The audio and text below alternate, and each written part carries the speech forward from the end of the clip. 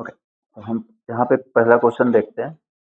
यहाँ पे पहले क्वेश्चन में क्या है कि आपका पूछा गया है कि किसी रेजिस्टेंस को स्ट्रेच किया करके डबल कर दिया जाए तो उसका रेजिस्टेंस क्या होगा। तो हमने क्लास में सीखा हुआ है कि अगर हम किसी रेजिस्टेंस को स्ट्रेच करके डबल करते हैं तो उसका रेजिस्टेंस कितना हो जाएगा, एन स्क्वायर आर वन। तो R two is the changed resistance, R1 is the initial resistance and N is what? N is the कितने टाइम आपने उसमें चेंजेस करी हुई है। तो यहाँ पे डबल है तो यहाँ पे R2 क्या हो जाएगा, R2 is equal to n square, n की वैल्यू 2, 2 का square into R, that is 4R।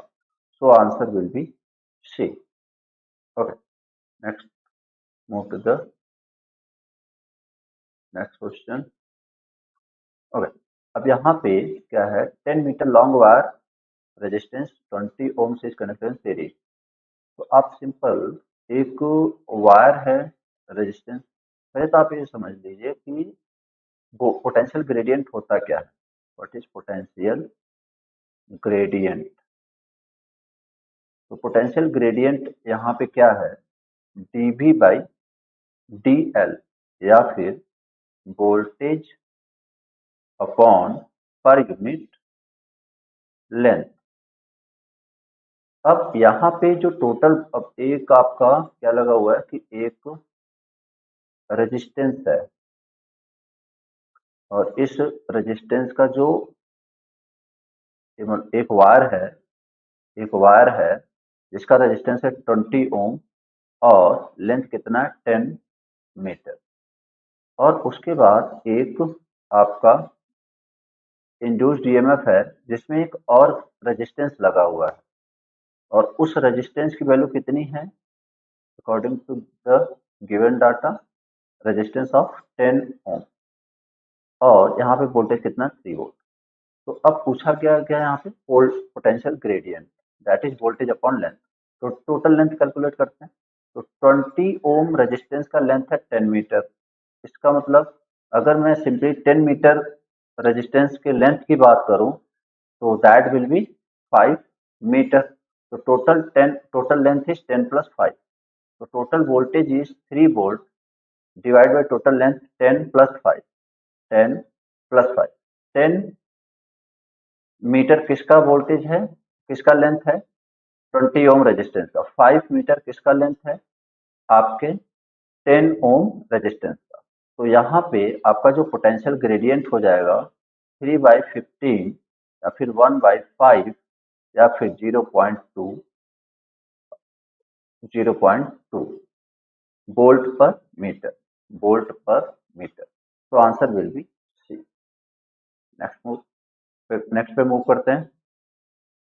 Okay, अब यहाँ पे क्या है कि 200 वॉट्स एंड 100 वॉल्ट। देखिए यहाँ पे हिंदी वाले वर्जन में थोड़ा थोड़ा सा गलती कर दिया है, बट आप इस पे फोकस नहीं करोगे। आपका वोल्टेज सप्लाई सेकेंड केस में भी क्या है 220 वोल्ट। ठीक है, आप जल्दीबाजी में ये कर सकते हो कि 200 वोल्ट को लोगे तो फिर वहां से आपको प्रॉब्लम आ सकती है।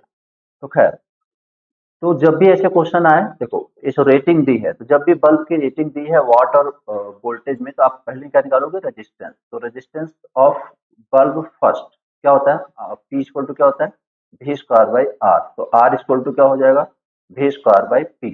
यहाँ पे वी की वैल्यू कितनी है 220 का whole square divide by P one is 200। इसी तरीके से R2 की वैल्यू कितनी है 220 का whole square divide by 100। This is R1 plus R2। ये आपका बल्ब 1 का रेजिस्टेंस है, ये बल्ब 2 का रेजिस्टेंस है।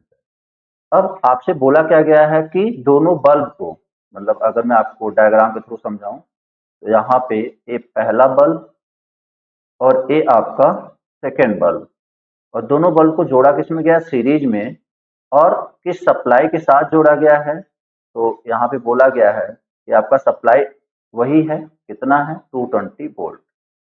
सप्लाई कितना है 220 वोल्ट। ठीक है, ओके, तो यहाँ पे अगर हम ध्यान दें, that is R1, that is R2, तो आप total power total power total power की बात करें तो क्या हो जाएगा, V square divide by R equivalent.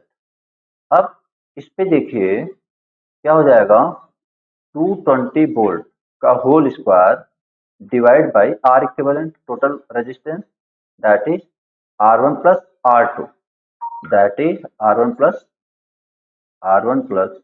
R2। तो यहाँ पे अगर हम बात करें तो कितना हो जाएगा आपका, दैट इज टोटल पावर, तो 220 का whole square divide by R1, what is R1, R1 is 220 का होल स्क्वायर डिवाइड बाई कितना था 200, प्लस व्हाट इज R2, 220 का whole square divide by 100।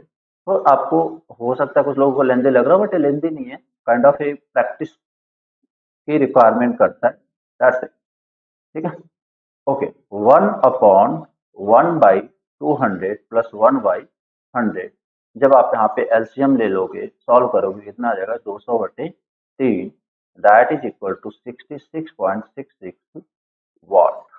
This is the total power.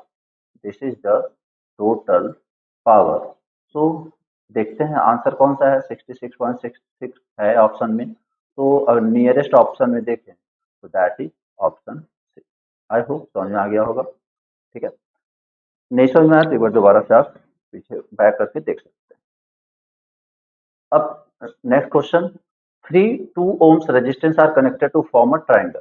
मतलब यहाँ पे एक आपका 2 ओम का रेजिस्टेंस है जिसको मिला के यहाँ पे क्या बनाया गया है, एक ट्राइंगल बनाया गया। क्या बनाया गया, एक ट्राइंगल बनाया गया, और सारे रेजिस्टेंस की वैल्यू कितनी है, काइंड ऑफ इक्विलैटरल ट्राइंगल है, तो कितना है 2 ओम, कितना है 2 ओम। ठीक है, ओके, हमने नेटवर्क में पढ़ा हुआ है सब कुछ, क्या कि यहाँ पे पढ़ाया गया है, और आपको यूट्यूब पे भी बहुत नेटवर्क की वीडियोज मिल जाएंगे।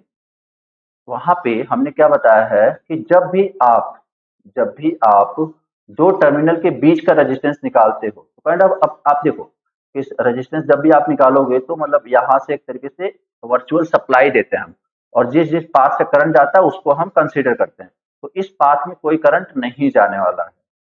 तो क्यों, क्योंकि हम यहाँ से सप्लाई, मतलब यहाँ से आप दो पॉइंट से टर्मिनल कैलकुलेट कर रहे हो आप रेजिस्टेंस। ठीक है, तो ए बेसिकली जो थर्ड है आपका डेड माना जाता है, मतलब यहाँ से आपका करंट नहीं जाने वाला है। तो अब आपको अगर यहाँ से बोला जाए कि ए और बी के क्रॉस रेजिस्टेंस बताओ, तो आपके लिए ए दो और ए दो किसमें हो गए हैं, हो चुके हैं सीरीज में। तो आपका जो सर्किट है, एक्चुअली जो चेंज सर्किट है, कुछ आपका ऐसा बनेगा, कैसा, ए आपका 2 ओम और ये 2+2 that is 4, 2+2 that is 4, and that is 2। अब एक पैरेलल में है, तो पैरेलल में आर इक्विवेलेंट क्या होता है, ये आपको डायरेक्ट याद होना चाहिए, product of both and divide by addition of both. ये आप अगर डायरेक्ट याद कर लोगे तो बहुत इजीली क्वेश्चन आपसे दो रेजिस्टेंस के साथ बहुत इजीली हो जाएंगे। तो आर इक्विवेलेंट क्या हो जाएगा, product of both 4 × 2 that is 8, and sum of both 4+2 that is 6, मतलब कितना हो गया 4/3 ohm. So answer will be D. I hope clear हो गया होगा, answer will be D. Okay, next पे मूव करते हैं। अब यहाँ पे बोला गया कि 2 heater wires are equal length. तो सबसे पहली बात की, अगर लेंथ इक्वल है, आर इक्वल टू क्या होता है, रो एल अपॉन ए, और किसी चीज पे कमेंट नहीं किया तो सारी चीजें इक्वल है, बाकी लेंथ इक्वल है, तो कहने का मतलब दोनों का, दोनों हीटर का रेजिस्टेंस इक्वल है। रेजिस्टेंस क्या है, इक्वल है। ठीक है, हम यहाँ पे ए कंसिडर करते हैं। खैर, तो बोला कि पहले सीरीज में कनेक्ट किया गया, पहले हीटर को, अभी यहाँ पे मैं एक्सप्लेन कर रहा हूँ इसलिए टाइम लग रहा है, अगर आप इसे सॉल्व करोगे तो बहुत इजीली, बहुत जल्दी से सॉल्व किया जा सकता है। ठीक है, तो सीरीज, अब पहले हीटर को किस में कनेक्ट किया गया है, सीरीज में। किसमें कनेक्ट किया गया है, बेसिकली अगर सिंपली एक लोड से ले लें तो किसमें कनेक्ट किया है, सीरीज में, ठीक है। अब उसके बाद इसी को किसमें किया गया, पैरेलल में, इसी को किसमें किया गया है, दोनों हीटर को किसमें, मतलब एक लोड मान रहा हूं मैं, दैट इज पैरेलल। तो सपोज एक हीटर का रेजिस्टेंस है आर, सपोज एक हीटर का रेजिस्टेंस है आर, ऑब्वियस बात है दोनों का इक्वल लेंथ है तो रेजिस्टेंस भी इक्वल होगा। तो इसका आर आर और इसका आर आर, ऑब्वियस बात है हम यहाँ पे कंपेयर कर रहे हैं तो हम यहाँ पे सप्लाई वोल्टेज दोनों ही केसेज में क्या रखने वाले हैं, सेम रखने वाले हैं। तो that is V and that is V only, ठीक है। ओके, तो दोनों ही केसेज में हम क्या निकालते हैं, दोनों ही केसेज में हम क्या निकालते हैं, पावर। तो पावर वैसे होता क्या है, देखो यहाँ पे रेशियो किसका किसका पूछा गया है, सीरीज देन पैरेलल। तो सीरीज में आर इक्विवेलेंट क्या हो जाएगा, आर इक्विवेलेंट सीरीज में क्या हो जाएगा, 2R, क्योंकि R प्लस R ऐड हो जाएगा, और आर इक्विवेलेंट पैरेलल में क्या हो जाएगा, R equivalent equal to R by two, क्योंकि दो रेजिस्टेंस पैरेलल में हो जाता है तो इक्विवेलेंट क्या हो जाता है, डिवाइड बाई टू हो जाता है। अगर तीन रेजिस्टेंस पैरेलल है तो आर बाई थ्री, चार रेजिस्टेंस पैरेलल है तो आर बाई फोर, इसी तरह एन रेजिस्टेंस पैरेलल में तो R by n, as simple as that, ठीक है। तो यहाँ पे अगर हम पावर की बात करें, पावर इन सीरीज, तो क्या हो जाता है, V square by are equivalent कितना आया हुआ है, 2R। और अगर हम पी पैरेलल की बात करें, पी पैरेलल की बात करें, क्या आया हुआ है, V square upon R equivalent is what, R by two. अब इन दोनों का ले लेते हैं अपन ratio, series upon parallel, series upon parallel. तो क्या हो जाएगा, V square divide by 2R divide by, यहाँ पे क्या लिखिए, V square divide by R by two. अब यहाँ तक बहुत लोग पहुंच जाते हैं, यहाँ पे गलतियां स्टार्ट कर देते हैं, तो आप बहुत ही सिंपल वे में चलो, भी स्क्वायर आपका कैंसिल हो चुका है, आर बाई टू एकदम से ऊपर आ चुका है, इनटू इनटू क्या हो जाएगा, डिवाइड बाई ए आपका 2R, आर आर कैंसिल, तो बेसिकली कितना आ चुका है आंसर हमारा, 1/4। This is the series upon parallel ratio. तो आंसर विल बी डी, ठीक है, according to calculation. I hope समझ में आ गया होगा। तो this is question number 5। Then question number 6, यहाँ पे पूछा गया है कि हाउ मच इलेक्ट्रिकल एनर्जी, तो एनर्जी इक्वल टू क्या होता है, बेसिकली पावर इनटू टाइम।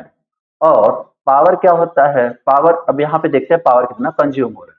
तो पावर देखिए यहाँ पे, एक बल्ब कितना वाट ले रहा है, 50, तो 10 बल्ब, क्योंकि यहाँ पे लिखा 10 50 वाट, कई लोगों को ये 10 हो सकता है यहाँ से नहीं देखा तो वहां से गलतियां होने के चांसेस है। एक बल्ब 50 वाट, तो 10 bulb 10 into 50, this is the total power.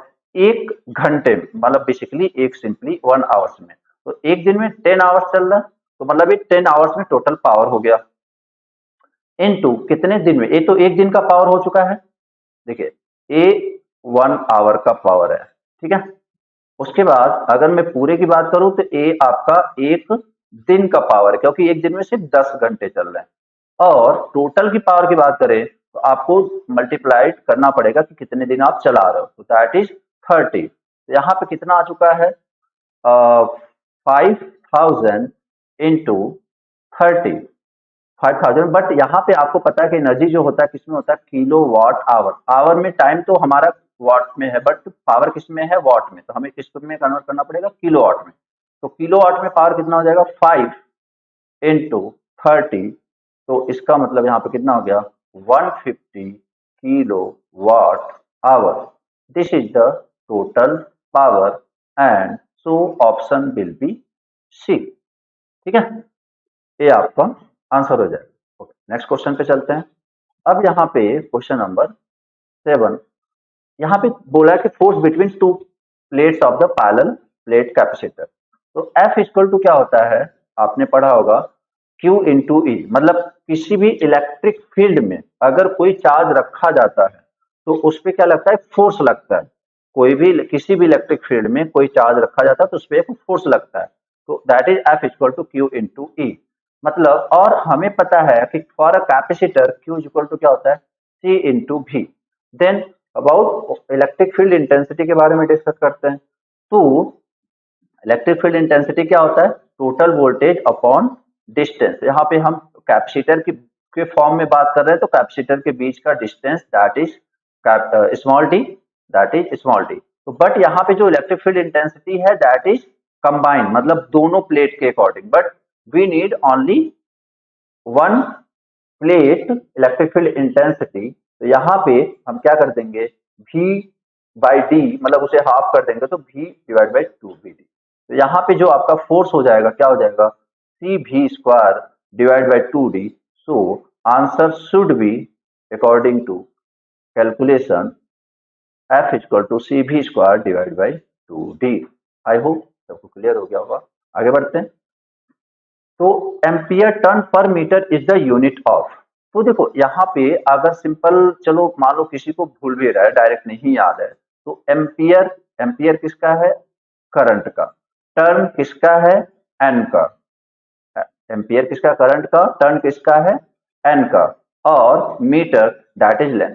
तो N I upon length, N I upon length that is what, MMF, that is what, MMF, MMF upon length.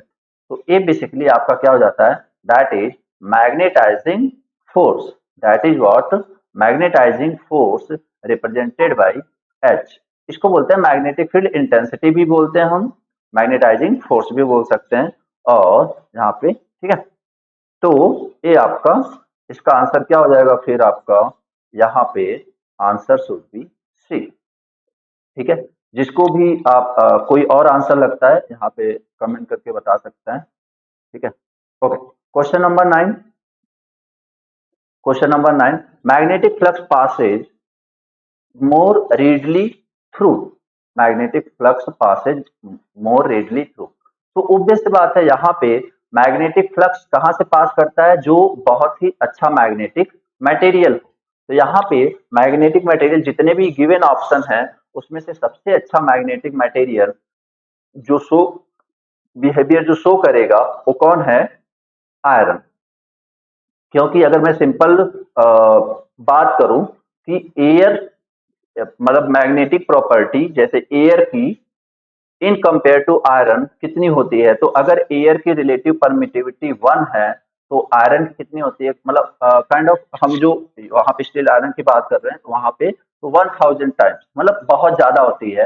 तो यहाँ पे जो सबसे इजीली मैग्नेटिक फ्लक्स को पास करेगा, करवाएगा, दैट इज द आयरन। और यही वजह है कि हम वहां पे जब आयरन का ही फॉर्म जैसे silicon steel, steel is a upgraded form of iron, तो इसलिए हम ट्रांसफार्मर में आयरन यूज करते हैं क्योंकि वहां पे मैग्नेटिक फ्लक्स इजीली पास हो जाता है। तो ठीक है, ferromagnetic material. Okay, the unit of pole strength is, pole strength, pole strength होता क्या है कि कोई भी मैग्नेट है, कोई भी मैग्नेट है, हमें पता है कि मैग्नेट में क्या होता है, दो पोल्स बनते हैं, एक नॉर्थ पोल और एक साउथ पोल। तो ये बेसिकली किसी और मैग्नेटिक मटेरियल, किसी और मैग्नेटिक मटेरियल को कितने फोर्स से अट्रैक्ट कर रहा है या रिपेल कर रहा है, डिपेंडिंग ऑन द पोलरिटी। अगर आयरन हो तो सिंपली अट्रैक्ट कर, तो किस फोर्स के साथ, किस स्ट्रेंथ के साथ अट्रैक्ट या रिपेल करता है उसी को बोलते हैं पोल स्ट्रेंथ। अब इसकी जो यूनिट होती है that is ampere meter, that is ampere meter. ठीक है, और एक होता है डाइपोल, एक होता है मैग्नेटिक डाइपोल, एक क्या होता है, मैग्नेटिक डाइपोल। तो अगर सपोज आपसे उसका पूछ लिया जाए कि उसका यूनिट बताइए, तो मैग्नेटिक डाइपोल होता क्या है, बेसिकली एक बहुत ही छोटा सा लूप कंसीडर करते हैं जिसमें से करंट आई फ्लो होता है, उसका एरिया ए होता है। तो मैग्नेटिक डाइपोल क्या करते हैं कि आई इंटू ए, आई इंटू ए, सिंपल एक टर्न की बात कर रहे हैं, तो एम्पियर इंटू मीटर स्क्वायर। तो मैग्नेटिक डाइपोल का अगर यूनिट पूछता तो हमारा ऑप्शन होता सी, बट यहाँ पे यूनिट ऑफ पोल स्ट्रेंथ का ऑप्शन पूछा है, आंसर पूछा है, तो answer should be ampere meter. ठीक है, क्वेश्चन नंबर 10। ओके, नेक्स्ट आगे बढ़ते हैं।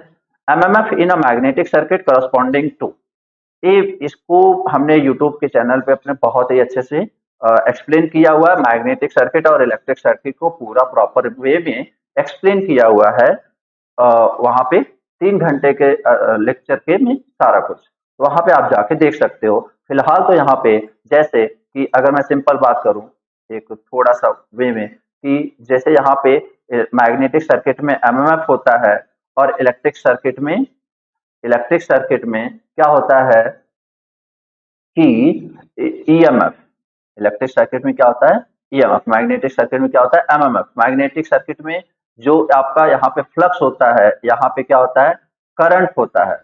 यहाँ पे मैग्नेटिक सर्किट में, अगर यहाँ पे लिख देता हूँ magnetic circuit and electric circuit, आप इसके कंप्लीट लेक्चर के लिए आप यूट्यूब के उसमें जा सकते थे, चंडीगढ़ एजुकेटर्स के, वहां पे आपको क्रैश कोर्स में मिल जाएगा बेसिक इलेक्ट्रिसिटी का लेक्चर, ठीक है। ओके, अब फ्लक्स और ये करंट, और यहाँ पे जैसे यहाँ पे मैग्नेटिक सर्किट में रिलक्टेंस अपोज करता है फ्लक्स का, इसी तरह करंट का अपोज करने के लिए रेजिस्टेंस होता है, ठीक है। तो यहाँ पे अभी इसके हिसाब से आंसर क्या हो जाना चाहिए, दैट शुड बी डी।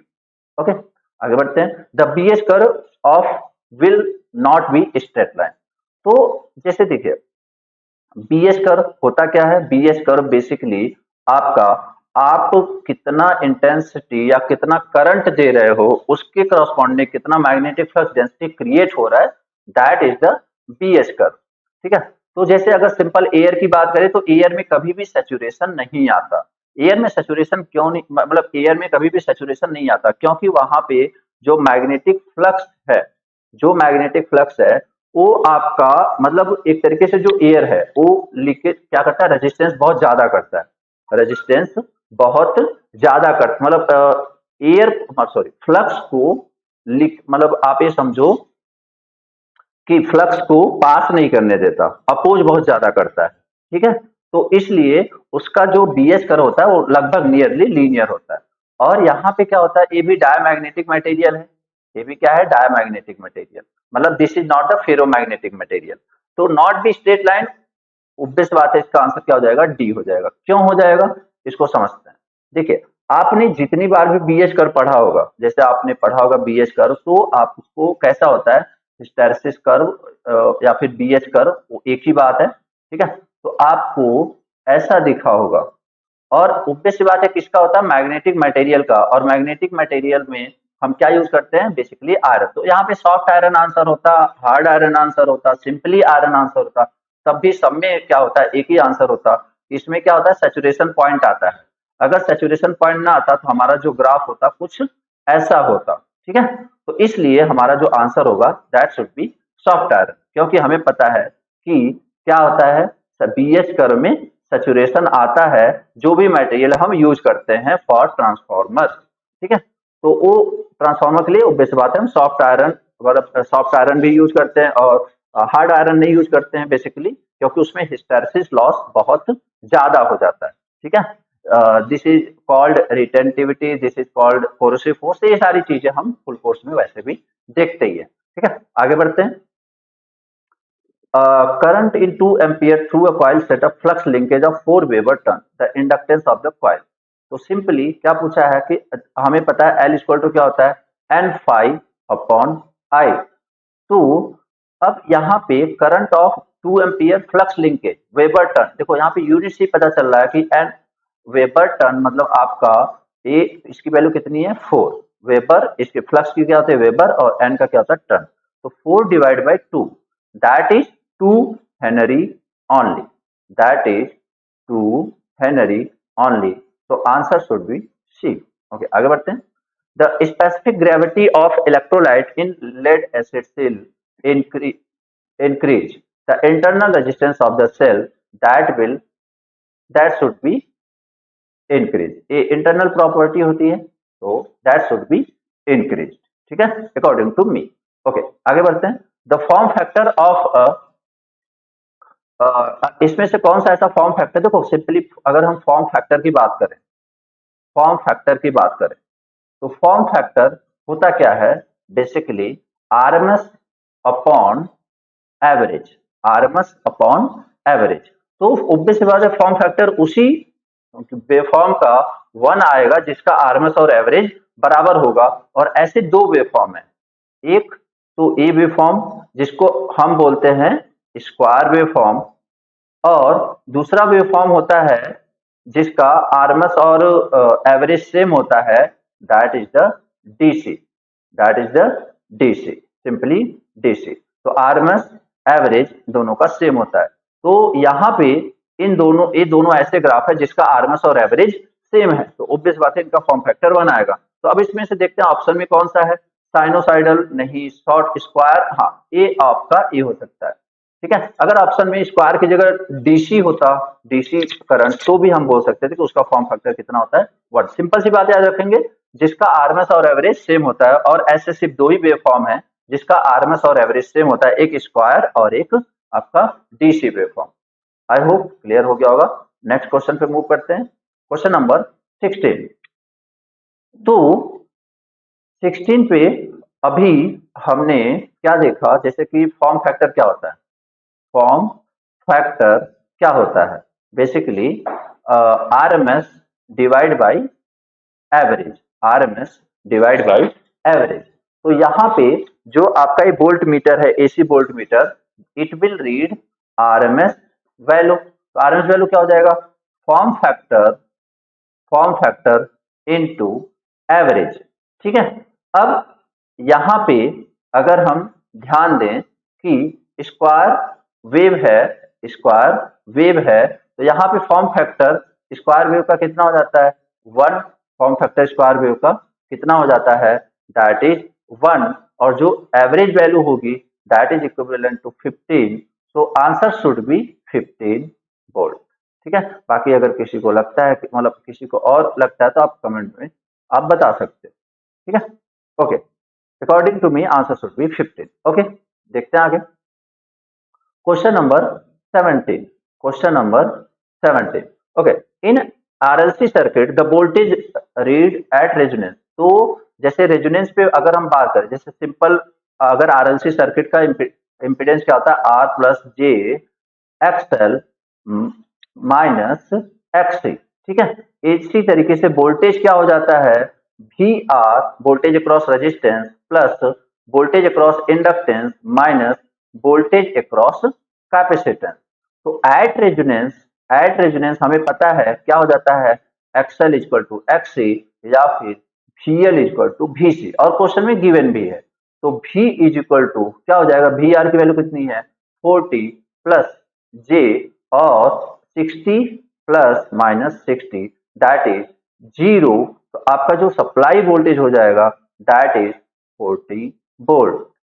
तो answer should be 40 volt, that is B.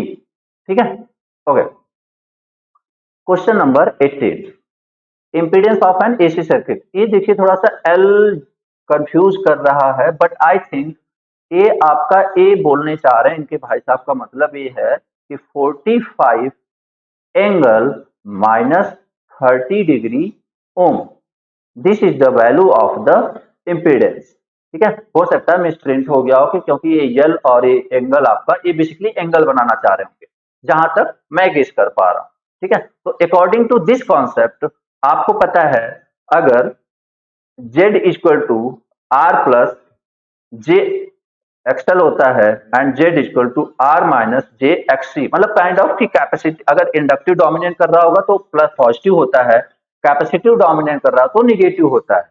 और यहाँ पे अगर मैं सिंपल ऐसे बात कर दूं कि Z equal to R angle theta तो आपका इंडक्टिव, और आर एंगल माइनस थीटा तो आपका कैपेसिटिव। तो इस कॉन्सेप्ट से हम क्या जज कर पा रहे हैं कि यहाँ पे जो आपका ये इम्पीडेंस है, इसका जो नेचर है that should be capacitive, that should be capacitive. ठीक है, that should be capacitive. I hope यहां से आपको समझ में आ गया होगा।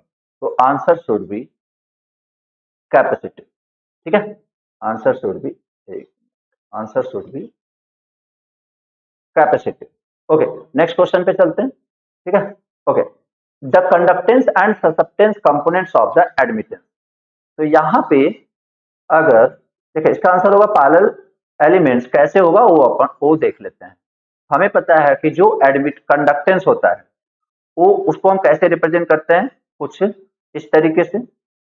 ये सारी चीजें हम पावर सिस्टम में पढ़ते हैं प्रॉपर, वहां भी अच्छे से दिखाया जाता है, नेटवर्क में भी अच्छे से समझाया जाता है। ठीक है, तो उसके बाद ये आपका क्या हो गया, this is susceptance, this is susceptance. तो ये जो आपका वाई होता है that is what, G plus J into B. तो admittance is the sum of conductance and susceptance. आपको दिख कैसा रहा है, सिंपली सम, ठीक है, बट ये आपस में किसमें ऐड हैं, these are in parallel, so these are in parallel elements, so answer should be B, ठीक है। ओके, आगे बढ़ते हैं। The resistance between any two terminals of a balanced delta connected load is 12 ohm, the resistance of each phase।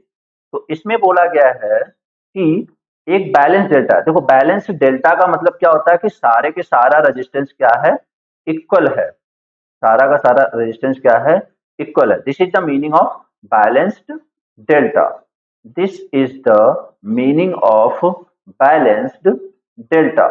Okay, तो जब हम यहाँ पे बैलेंस डेल्टा की बात करते हैं तो इसका मतलब क्या है कि सारा का सारा रेजिस्टेंस इक्वल है। ये याद करो, जब हमने पहला क्वेश्चन, पहला दूसरा मतलब जो भी क्वेश्चन किया था उसमें बोला था कि resistance between any two terminal की अगर बात कर रहे हैं तो हम क्या करते हैं, तीसरे एलिमेंट को डेड मान लेते हैं, क्योंकि इसमें से करंट जाकर आ जाएगी, मतलब वो हमारे काम का नहीं है बेसिकली, क्योंकि करंट के लिए, करंट फ्लो होने के लिए पाथ कंप्लीट होना जरूरी है, बट तीसरा टर्मिनल हमने ओपन रख रखा है तो करंट जाएगा नहीं, तो इसलिए उसका कोई सिग्निफिकेंस है नहीं। तो इसने बोला कि resistance between any two terminal balance delta load is 12 ओम, मतलब यहां से आर इक्विवेलेंट आपको कितना दिख रहा है, 12 ओम। तो सपोज बैलेंस डेल्टा है तो this is R, this is R, this is R, तो यहाँ पे आपका जो 12 है that is equal to A R, और ए आर आपका किस में हो जाएगा, सीरीज में। तो याद करो हमने क्या बोला था, दो रेजिस्टेंस पैरेलल में, तो R1 R2 divide by R1 plus R2,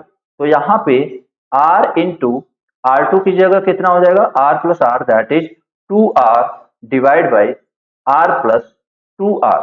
तो यहां से अगर हम देखें तो 12 is equal to R into 2R divide by 3R, तो R R कैंसिल, या फिर 2R इज इक्वल टू 36, या फिर यहां से हमें क्या पता चल रहा है कि R की वैल्यू कितनी है, 18 ओम। तो अब देखिए डेल्टा कनेक्शन है, तो यहाँ पे लाइन बोलिए या फेज बोलिए एक ही बात है, यहाँ पे simply the resistance of each phase, तो answer should be according to me that is 18, ठीक है, क्योंकि यहाँ पे ईच फेज तो यही है, एक फेज यही होता है, एक फेज, दो फेज, मतलब first phase, second phase, third phase, तो एक फेज का रेजिस्टेंस कितना है, 18 ओम, सो आंसर शुड बी 18 ओम, ठीक है। नेक्स्ट पे मूव करते हैं। तो 350 ohm resistors are connected in star across 400 volt three phase supply. If one of the resistor is disconnected, then line current will be. तो क्या बोला है, 350 ohm resistance are connected in star, मतलब again वही कुछ कॉन्सेप्ट वैसा ही लग रहा है, क्या हो जाएगा, सॉरी स्टार में है, इसमें कनेक्टेड है, स्टार में। तो स्टार में अगर ये कनेक्टेड है तो कहने का मतलब ये कितना हो गया, 50 ओम, अगेन ये कितना हो गया आपका 50 ओम, ये कितना हो गया 50 ओम, देन अगेन ये कितना हो गया आपका, that is 50 ohm, that is 50 ohm बोला गया है यहाँ पे क्वेश्चन में। अब उसने क्या बोला कि 400 वोल्ट आपका लाइन सप्लाई है, 400 वोल्ट थ्री फेज सप्लाई है। If one of the register is disconnected, मतलब तीसरा जो टर्मिनल है दैट इज डिस्कनेक्टेड, ऑब्वियस बात है जब तीसरा टर्मिनल डिस्कनेक्टेड हो गया तो इस 50 ओम रेजिस्टेंस का कोई सिग्निफिकेंस नहीं हुआ। तो अब हम सिंपली अगर हम ओम्स लॉ लगाएं तो ओम्स लॉ होता क्या है, करंट मतलब V equal to I R, तो I equal to V by R, तो total voltage is what, 400 400 and divide by total resistance, तो 50 प्लस 50 दैट इज 100, सो यहाँ पे 4 एम्पियर करंट होना चाहिए, so answer should be 4 ampere. I hope अब clear हो गया होगा। आगे बढ़ते हैं। A dynamometer type instrument is chiefly used as a, तो dynamometer type instrument is chiefly used as a, तो हमें पता है कि डायनमोमीटर टाइप इंस्ट्रूमेंट क्या होता है, वॉट मीटर होता है, तो यहाँ पे हम क्या आंसर कर सकते हैं, that is watt meter 22।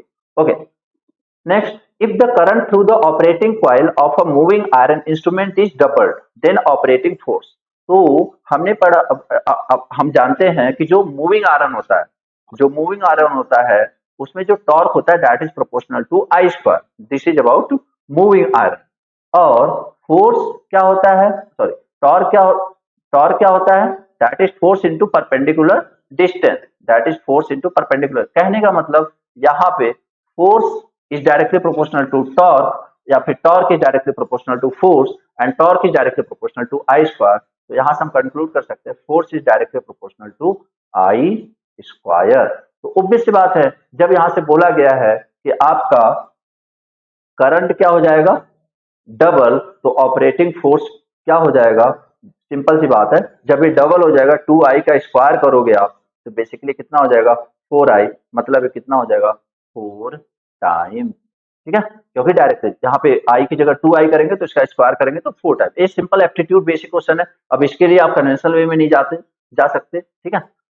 Okay, तो ये आपका 24 में देखते हैं, hot wire instruments have, again hot wire instrument का भी जो स्केल होता है दैट इज ऑल्सो स्क्वायर्ड, ठीक है।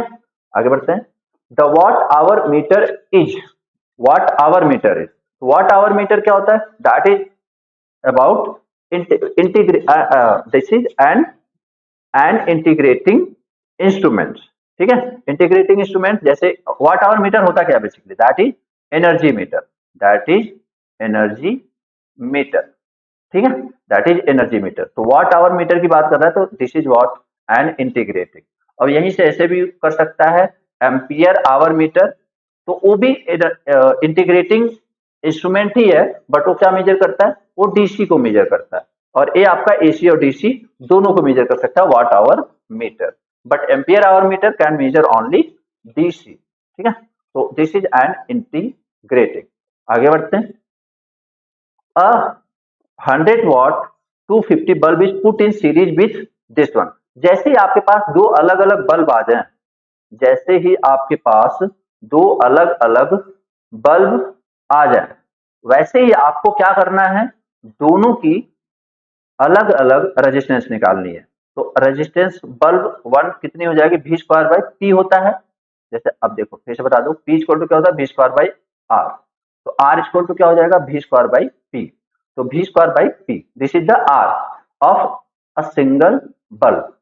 तो यहाँ पे 250 का whole square divide by, simple लिख देता हूँ, v square by P, what is R one, v square divide by P. तो यहाँ पे 280 लग रहा हो, डिवाइड बाई 250 का whole square divide by 100, this is the resistance of bulb one. इसी तरीके से अगर हम दूसरे बल्ब पे जाएं तो उसका रेजिस्टेंस कितना हो जाएगा, 250 का होल स्क्वायर डिवाइड बाई कितना पावर है, दैट इज 40 वॉट। अब क्या बोला गया है कि 500 वोल्ट के क्रॉस इन दोनों रेजिस्टेंस को जोड़ा जा रहा है, इन दोनों बल्ब को कहा जोड़ा जा रहा है, 500 वोल्ट के अक्रॉस किस में जोड़ा जा रहा है, सीरीज में जोड़ा जा रहा है। देखिए कॉन्सेप्ट बिल्डअप होना चाहिए आपका, अगर आप कॉन्सेप्ट पे काम नहीं कर रहे हो तो ऑब्वियस बात है आपको इन फ्यूचर बहुत प्रॉब्लम होने वाली है। तो आप कॉन्सेप्ट को समझो, बहुत से स्टूडेंट्स होते हैं जो सिर्फ आंसर के पीछे भागते हैं, तो ऑब्वियस बात है पेपर क्यों जल्दी क्लियर होगा, ठीक है। आप कॉन्सेप्ट के पीछे भागो, सिलेक्शन आपके पीछे भागेगा।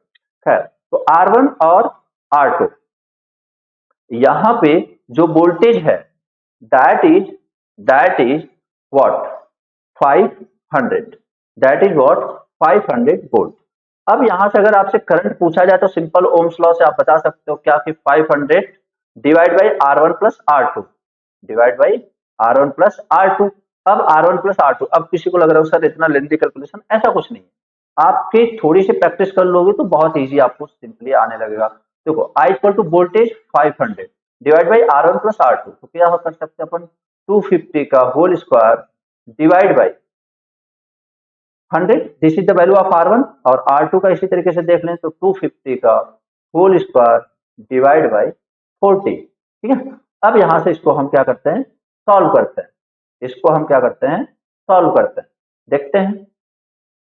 तो 500 डिवाइड बाई 250 को ले, 250 का होल स्क्वायर ले लिया हमने कॉमन, तो कितना हो गया 1/100 प्लस 1/40, ठीक है। अब यहां से ये आपका एक 250 से इसको हम कैंसिल आउट कर सकते हैं, तो बेसिकली इसको मैं इस डायरेक्शन में ले चलता हूँ। यहाँ पे अगला स्टेप हम अपन यहाँ पे लिखेंगे, तो यहाँ पे कितना हो जाएगा देख लीजिए। या फिर इसको एक काम करते हैं, यहाँ से थोड़ा सा कि 250 को कॉमन लेते हैं, 250 को कॉमन लेते हैं, 250 अंदर ही रखते हैं, तो 250/100 प्लस 250/40, 250/40, ठीक है।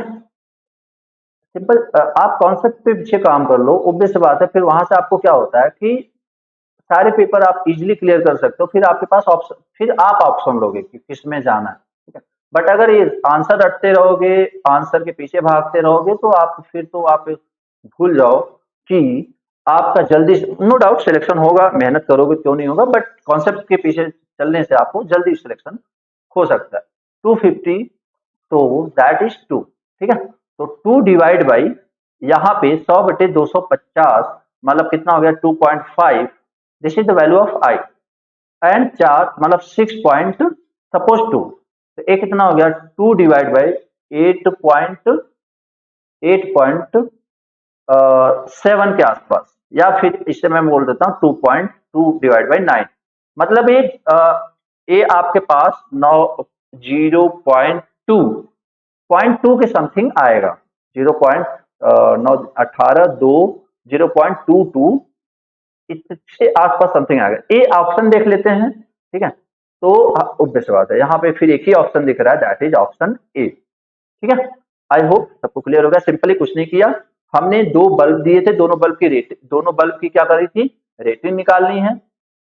उसके लिए रेजिस्टेंस निकाला, this is R1, this is R2, और दोनों को सीरीज में ऐड कर दिया, और current equal to what, voltage divide by total resistance R1 plus R2, और यहाँ पे वोल्टेज 500 डिवाइड बाय टोटल हमने क्या कर दिया। तो इसको जब हमने सॉल्व किया, ठीक है, अब एक्चुअली बिना कैलकुलेटर तो मैंने भी नहीं किया, बिना मतलब बिना कैलकुलेटर की कर रहा हूँ, तो कहने का मतलब आप थोड़ा सा मैथमेटिक्स पे काम कर लो तो बहुत इजीली आप ये सारे आंसर निकाल सकते हो। I equal to 0.22, Norton is equivalent to, that is the parallel circuit. हमें पता है कि नॉर्टन में क्या होता है कि जब आपका जो वोल्ट, आपका कोई सर्किट है, उसे आप किस में कन्वर्ट कर देते हो, एक इक्विवेलेंट करंट सोर्स और एक इक्विवेलेंट करंट सोर्स और एक पैरेलल में रेजिस्टेंस।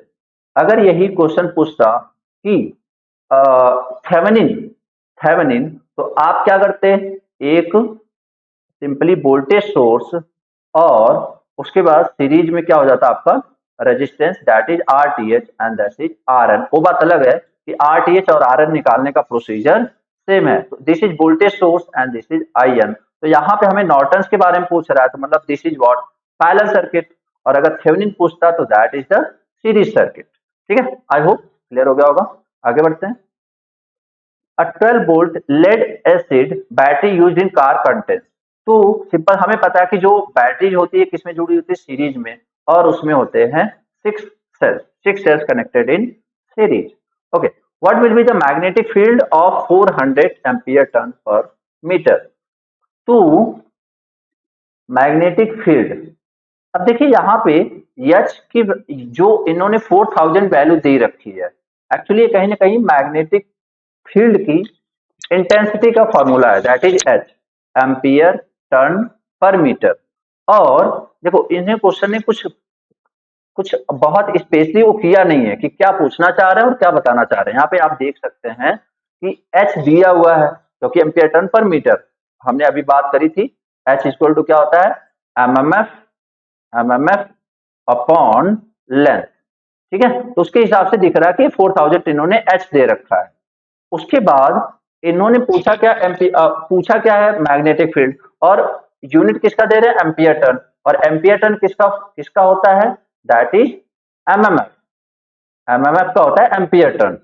तो बेसिकली एम्पियर टर्न का पूछ रहे हैं, तो यहां से अगर मैं सिंपली यूनिट के पॉइंट ऑफ व्यू से जाऊं, तो बेसिकली यहां से मैं क्या बोल सकता हूं कि एम्पियर टर्न की अगर बात की जा रही है, देखो क्या बोल सकते हैं अपन कि H is equal to MMF, that is NI upon L, या फिर NI is equal to H into L। तो H की वैल्यू हमें दे रखी है 4000, अब यल की वैल्यू नहीं दे रखी है, कहने मतलब डाटा इनसफिशियंट टाइप क्वेश्चन लग रहा है। हाँ, अगर ऐसा है कि एनआई में क्यों निकाल रहा हूं, मुझे कैसे पता चला ये एनआई निकालना है, तो दैट इज मतलब ये जो मुझे उसके हिसाब से लग रहा है, यूनिट के हिसाब से लग रहा है। ठीक है, बाकी ये क्या पूछना चाह रहे थे, डाटा इनसफिशियंट है या फिर हम ही गेस नहीं कर पा रहे, बट ये एग्जैक्ट क्वेश्चन कंप्लीट इनकम्प्लीट सा क्वेश्चन लग रहा है। ठीक है, ओके। तो 400 sorry 4000 into multiplied with L, and what is L? L अभी इन्होंने फिर से नहीं दिया। चलो एक सपोज मान लेते हैं कि लेंथ पर यूनिट मीटर पूछ रहे हैं, तो अगर इसकी 1 रखते हैं, देन इसके हिसाब से आंसर क्या हो सकता है, क्या हो सकता है, मैं नहीं बोल रहा हूं क्या होगा, मैं बोल रहा हूं क्या हो सकता है। That should be answer 4000 ampere turn. बाकी क्या लॉजिक लगा रहे वो शायद हो सकता है हमें बाद में पता चल जाए। ठीक है, self induced EMF, self-induced EMF in a 0.2 Henry coil when a current in its changing at the rate of this one। तो देखो यहाँ पे अगर हम बात करें तो हमें पता है वोल्टेज अक्रॉस इंडक्टर क्या होता है, VL, L di by dt। तो L की वैल्यू कितनी है 0.2, di by dt rate of change of current, that is what 100। तो यहां से आपका कितना आ जाएगा 20 वोल्ट। तो आंसर शुड बी ए।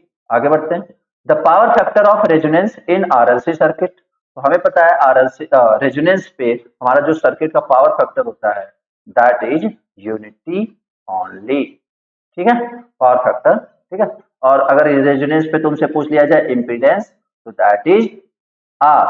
अगर पूछ लिया जाए सप्लाई वोल्टेज तो that is equal to V R, या फिर वोल्टेज अक्रॉस रेजिस्टेंस। तो ये सारी चीजें हमने डिस्कस करी हुई है नेटवर्क का लेक्चर, रेजोनेंस का एक जो चैप्टर है कंप्लीट चैप्टर वो भी पढ़ा हुआ है यूट्यूब पे, बाकी अपन फुल कोर्स में तो करते ही हैं। ठीक है, ओके। उसके बाद 32, in a balance 3 phase star connected system the phase difference between phase voltage and their respective line voltage. ठीक है, ये बातें भी हमने डिस्कस करी हुई हैं, जो पावर सिस्टम का पहला लेक्चर फर्स्ट या सेकंड लेक्चर है जिसमें हमने 3 फेज ट्रांसफार्मर के पावर सिस्टम के बारे में बताया, वहां पे भी इसका प्रूफ दिखाया है हमने। ठीक है, तो जिसको भी प्रूफ चाहिए पावर सिस्टम के लेक्चर्स देख सकता है यूट्यूब पे। खैर, तो 32 का आंसर क्या हो जाएगा, दैट इज ए। आगे बढ़ते हैं, number of parallel paths in the armature winding of 4 पोल। अब यहाँ पे देखिए 4 पोल बोला है, बट ये पूछा क्या है, number of parallel paths in the armature winding of 4 pole wave, 4 pole wave connected DC machine having 22 coil sides। अब यहाँ पे देखो 4 पोल तो जरूर लिखा हुआ है, but this is not the lap. तो हम इस पे लैप होता तो पोल पे कंसीडर करते, फोकस करते, बट ये वेव है, हमें बिना कुछ सोचे समझे वेव का क्या पता है, वेव में नंबर ऑफ पैरेलल पाथ कितने होते हैं 2, और जो लैप होता है उसमें पैरेलल पाथ कितने होते हैं A is equal to P। But यहाँ पे आपका वाइंडिंग है वेव, तो हम बिना किसी डाउट के आंसर कर सकते हैं, दैट शुड बी बी। ठीक है, वेव में नंबर ऑफ पैरेलल पाथ्स 2 होते हैं। आगे बढ़ते हैं, 1000 kVA this one single phase transformer has 1000 turns on the secondary. तो यार ये तो सिंपल सा है, V1 upon V2 is equal to N1 by N2।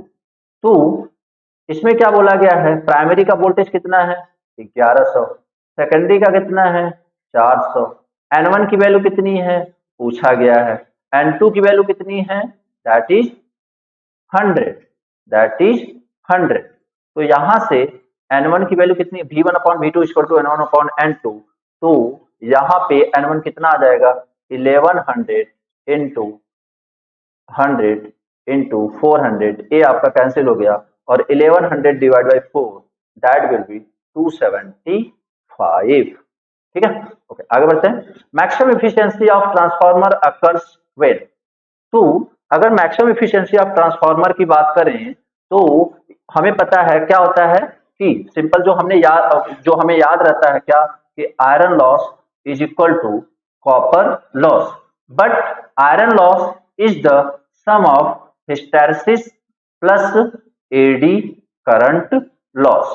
तो इसका मतलब हम क्या बोल सकते हैं कि sum of hysteresis and eddy current loss is equal to the copper loss. एक ही बात है, ठीक है, बस उन्होंने थोड़ा सा लैंग्वेज चेंज करने की कोशिश करी है। So answer should be B. आगे बढ़ते हैं।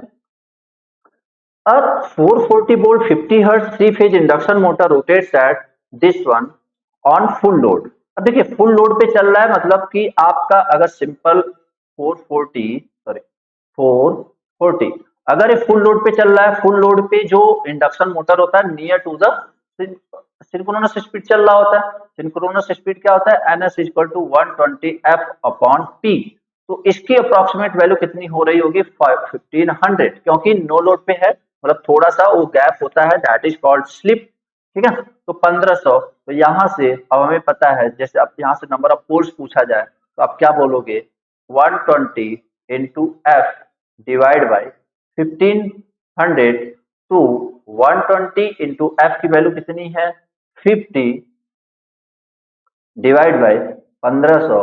तो ए आपका कैंसिल हो चुका है, तो ए आपका आ गया 60/15, that is 4। So answer should be B. So answer should be B. ठीक है, that is the answer of 36। अब यहाँ पे क्वेश्चन नंबर 37 इस पे देखते हैं। तो 5 HP three phase 400 volt star connected squirrel cage induction motor to drive. अच्छा, अगर अगर हम नॉर्थ, देखो यहाँ पे बोला स्टार्टिंग करंट, पहला फोकस पॉइंट क्या है, स्टार्टिंग करंट। तो याद रखना जो स्टार्टिंग करंट होता है that is 8 to 10 times of I rated. इसका मतलब इसीलिए तो हम क्या करते हैं, स्टार्टिंग मेथड्स लगाते हैं इंडक्शन मशीन में, इसीलिए हम क्या करते हैं, स्टार्टिंग मेथड्स लगाते हैं। तो I starting is 8 to 10 times of I rated. अब हम यहाँ पे क्या निकाल देते हैं, आई रेटेड। हम यहाँ पे क्या निकाल लेते हैं, आई रेटेड। तो हमें पता है कि पावर इक्वल टू क्या होता है, √3 VL इंटू cos 5। अब पावर किस में है, एचपी में है, तो पावर, अच्छा एक्टिव पावर ले रहे हैं इसलिए cos 5 लगा रहे हैं। तो 5 इंटू 746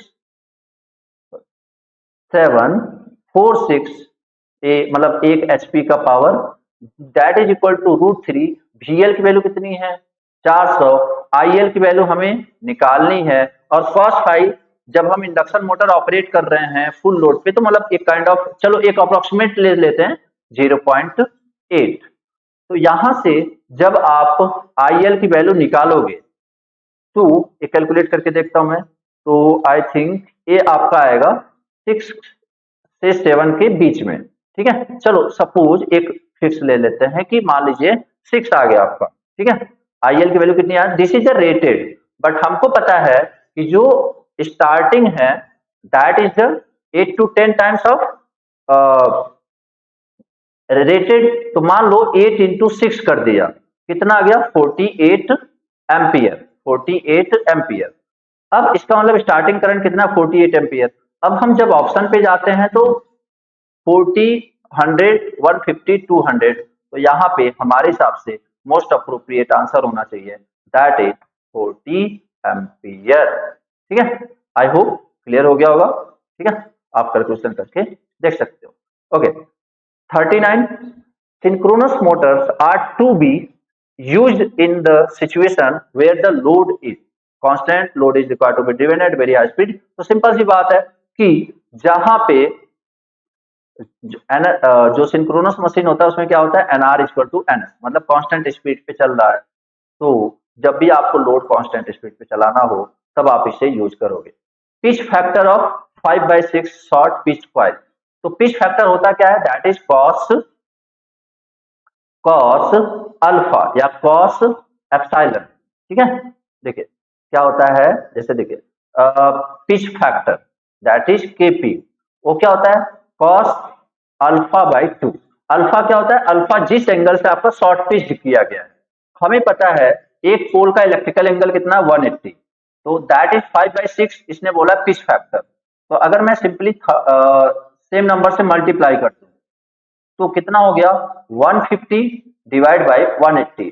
अब यहां से हमें साफ साफ पता चल रहा है कि कितने एंगल से शॉर्ट किया गया, क्योंकि 180 इज द आइडियल, मतलब अगर फुल पिच वाइंडिंग है तो उसका एंगल कितना है 180, बट यहाँ पे कितना है 150। तो मतलब शॉर्ट पिच किसने से किया गया है, 30, तो cos ऑफ 30/2 या फिर cos ऑफ 15 डिग्री। अब कोई बोलेगा सर कि अब इस cos 15 की वैल्यू हम बिना उसके नहीं निकाल सकते, बिना हम कैलकुलेटर के नहीं निकाल सकते, बट तो ऑप्शन से जाओ, ऑब्वियस सी बात है cos की वैल्यू कभी भी, अब देखो cos 0 की वैल्यू होती है 1, तो cos 15 है तो a नहीं हो सकता, क्योंकि 1 से तो ज्यादा जाता ही नहीं है।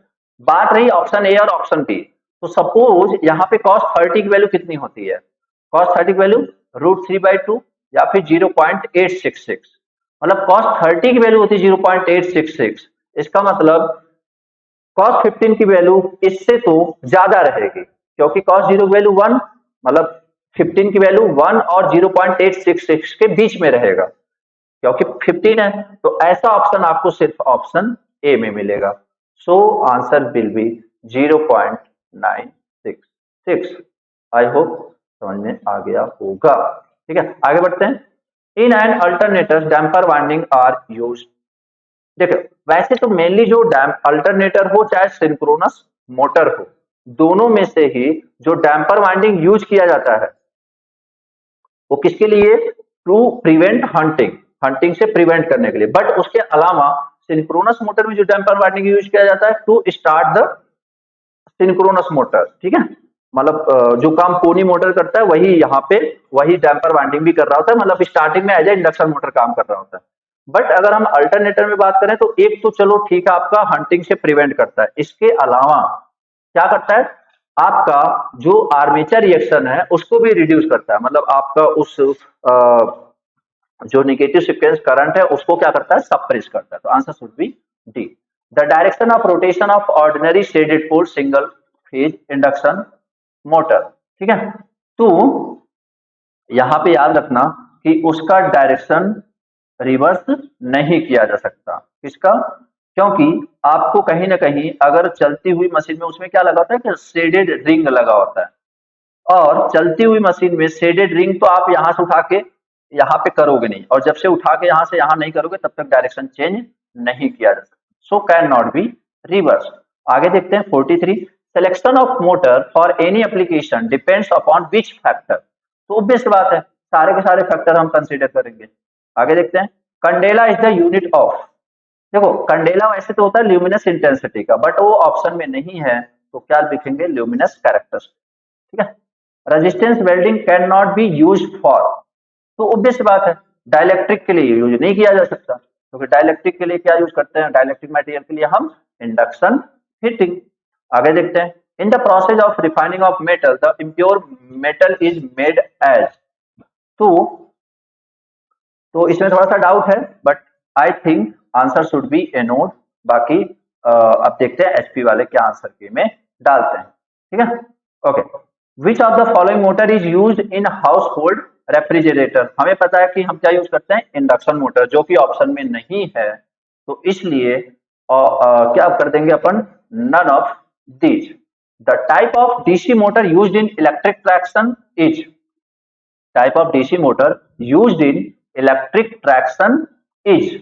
तो अब देखो type of DC motor, traction motor, तो हमें पता ही है कि क्या होता है, जो टॉर्क होता है directly proportional to I square, मतलब जितना ज्यादा करंट उतना ज्यादा टॉर्क, और हाई टॉर्क चाहिए होता है जब भी हम कोई ट्रैक्शन एप्लीकेशन देख रहे होते हैं।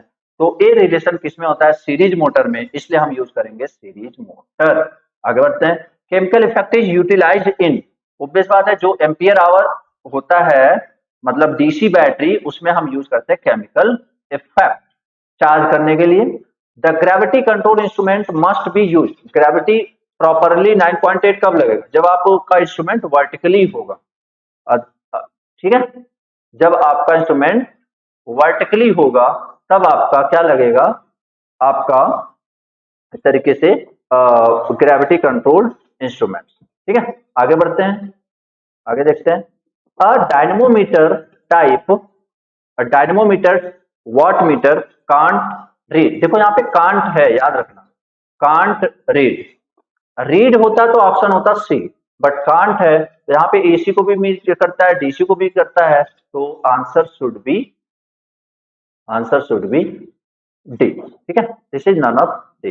The resistance of earthing electrode should be, obvious बात है, लो। आगे बढ़ते हैं। The most suitable material for piezo electric transducer is, क्या होता है पीजो इलेक्ट्रिक मटेरियल? क्वार्ट्ज। ठीक है। The capacitive microphone convert sound into electrical output. The magnitude of force acting on a current carrying conductor placed in a magnetic field is independent of, तो F is equal to क्या होता है? B into I into L. तो magnetic flux density है, length of conductor है, current, तो यहाँ पे क्रॉस सेक्शनल एरिया नहीं है, तो answer should be C, cross sectional area of the conductor. ठीक है, आगे बढ़ते हैं। अब यहाँ पे फोर्स एक्सर्टेड बाय द, मतलब एक ये बोल रहा है कि एक कंडक्टर है और एक मैग्नेटिक फील्ड है। ठीक है, यहाँ पे क्या लगा हुआ है? Kind of a magnetic field है, ये आपको जो दिख रहा है दैट इज मैग्नेटिक फील्ड। तो अगर एक कंडक्टर यहाँ पे रख दे रहे हैं, बट उस कंडक्टर को ला रहे हैं parallel, parallel of the magnetic field. तो जब पैरेलल लाएंगे, जैसे ये एंगल होता है थीटा, ठीक है, अब जब इसको एकदम से पैरेलल ला देंगे, इस ग्रीन को रोटेट करते हुए यहाँ पे ला देंगे, तो एंगल कितना हो जाएगा? थीटा की वैल्यू 0। तो बेसिकली साइन 0 की वैल्यू कितनी हो जाएगी? 0।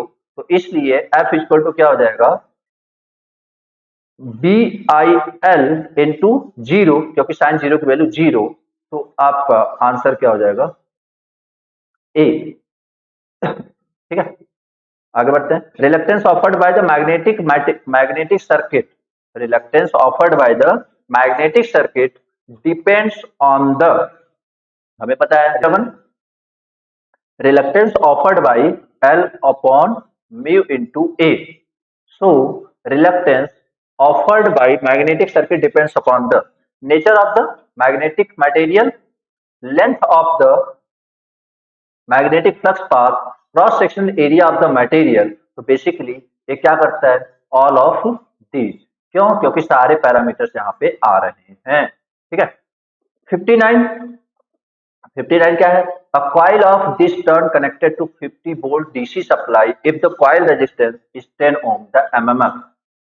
ठीक है, क्या पूछा है? MMF।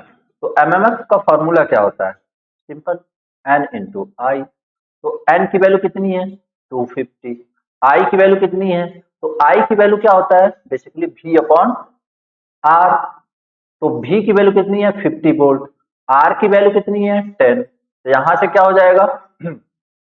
यहां से क्या हो जाएगा? 5। तो इनटू 5 इज द करंट, तो यहां पे क्या हो जाएगा? 1250 ampere turn. This is MMF, this is MMF. आगे बढ़ते हैं 59 पे। तो यहां पे ओके, ये अच्छा क्वेश्चन है। तो अब देखिए, एक फॉर्मूला हमने क्लास में भी कराया, हमने यूट्यूब पे भी डाला, हम फुल कोर्स में भी कराते हैं। क्या? कि B equal to mu N I, B equal to mu N I, ठीक है, divide mu N I divide by L, mu N I divide by L. ठीक है, और फाइव इक्वल टू क्या होता है? B into A. तो basically B की जगह क्या हो जाएगा? 5 अपॉन ए। तो 5 upon A is equal to mu N I divide by L, या फिर 5 इज इक्वल टू क्या हो जाएगा? Mu N I divide by L into A. तो फ्लक्स आपका, देखिए यहां से पूछा क्या गया था, पहले वो देख लेते हैं। पूछा क्या गया था? ये तो आपका फार्मूला हो गया, फार्मूला का डेरिवेशन हो गया बेसिकली। अब आपसे अब आपसे पूछा क्या गया? म्यू। तो म्यू की वैल्यू क्या हो जाएगी? 5 into L, 5 into L in 5 into L divide by A into N into I, A into N into I. 5 की वैल्यू कितनी है? 2 मिलीवेबर। एल की वैल्यू कितनी है? 20 सेंटीमीटर। ए की वैल्यू कितनी है? 20 सेंटीमीटर स्क्वायर। एन की वैल्यू है 800। आई की वैल्यू है यहाँ पे 5 एम्पियर। तो जब आप इसकी वैल्यू रखोगे, ठीक है, अब यहाँ पे देखो, यहीं पे स्टोरी खत्म नहीं होती। म्यू की वैल्यू क्या होती है? Mu not mu R. तो बट आपसे पूछा म्यू आर, तो आप basically 5 into L divide by five into L divide by क्या करेंगे, म्यू नॉट से मल्टीप्लाई कर देंगे, तो A into N into I, this is the L. तो जब आप इसे सॉल्व करोगे सारी वैल्यू रख के, आपका आंसर आ जाएगा 39.8। सो answer will B option D. ठीक है, आप सॉल्व करके देख सकते हो। लास्ट क्वेश्चन अभी इसे दो सेक्शन में करेंगे, अगर आपको अच्छा लग रहा मतलब इसे हम पूरे दो सेक्शन में करेंगे। ए पहला पार्ट रहेगा, ठीक है, 60 क्वेश्चंस का, टेक्निकल क्वेश्चन के 60 क्वेश्चन का। ओके, तो energy stored by a coil is doubled when its current is. तो सिंपल सा आप ये समझो, energy stored in a coil होता क्या है, हाफ एन आई स्क्वायर, मतलब energy directly proportional to I square, energy is directly proportional to I square. अब कोई चीज डबल कर रहे हो, तो पहली बात ये समझो किसका स्क्वायर डबल हो जाता है, तो रूट टू का स्क्वायर क्या हो जाता है, डबल, रूट टू का स्क्वायर क्या हो जाता है, डबल। इसका मतलब क्या हो चुका है कि यहां पे अगर आप चाहते हो, जैसे आप इसे देख लो, E one upon E two is equal to I one upon I two का होल स्क्वायर। यहां पे क्या दिया है, E two is what, double, two times of E one. तो यहां से जब आप सॉल्व करोगे E two equal to two E, तो E one divide by two E one is equal to I one upon I two का whole square. यहां से क्या आ जाएगा, यहां से क्या आ जाएगा हमारा कि यहां से आपके साथ क्या आ जाएगा कि I two is equal to root two times of I one, I two equal to root two times of I one. अब यहाँ पे आप एक कंसीडर करिए, I two equal to what, root two की वैल्यू कितनी है, 1.41 इंटू आई one. अब आप यहाँ पे देखिए, ए एक्चुअली जब 1.41 बेसिक मैथमेटिक्स बेसिक एप्टीट्यूड है 1.41, जैसे अगर मैंने लिखा 1.5 मतलब कितना परसेंट बढ़ रहा है, 50%, 50%। तो यहाँ पे कितना परसेंट बढ़ रहा है, 1.41, तो कितना बढ़ा, 41%, as simple as that. So answer will be B. ठीक है, तो किसी भी क्वेश्चन में डाउट हो, किसी भी मतलब जो आपको लग रहा हो कि नहीं ये आंसर गलत हो सकता है, आप बता सकते हो कमेंट में, ठीक है, क्वेश्चन नंबर करके। बाकी अपने साइड से जो भी मुझे लगा मैंने उस हिसाब से सॉल्व करने की कोशिश करी है। Okay, thank you.